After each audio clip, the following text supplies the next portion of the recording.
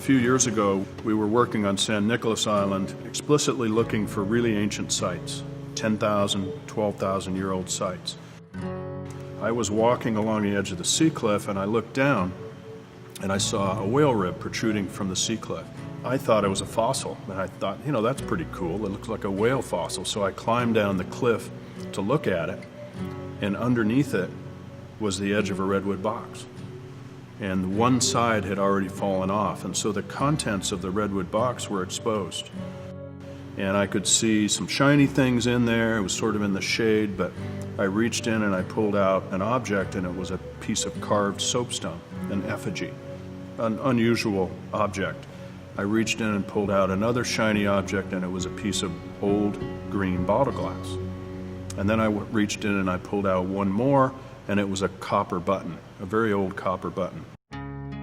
And the only thing we had time to do under that circumstance was to expose them, map them, and we took a metal sign, slipped it under the one box, and dropped it into a banker's box.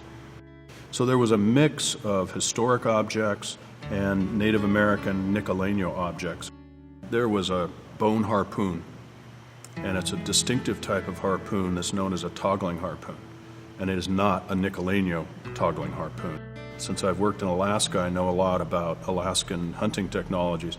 It was very clearly from Alaska, one of the coastal tribes, and that was an extraordinary moment for me. I had this link from working in Alaska and the Channel Islands. We've known for years that Aleuts and Koniag peoples were brought down by the Russians to hunt sea otters. In the early days of archaeology or antiquarianism, there were several of these toggling harpoons picked up, and they're now in museum collections. But not one of them had ever come from a known site.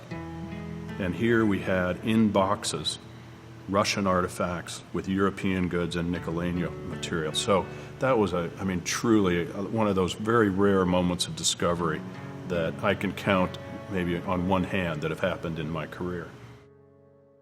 200 plus artifacts. We think it's quite probable that those were cache boxes that were being stored and hidden basically when the lone woman who was really discovered by Nidover, and she had cached materials around the island.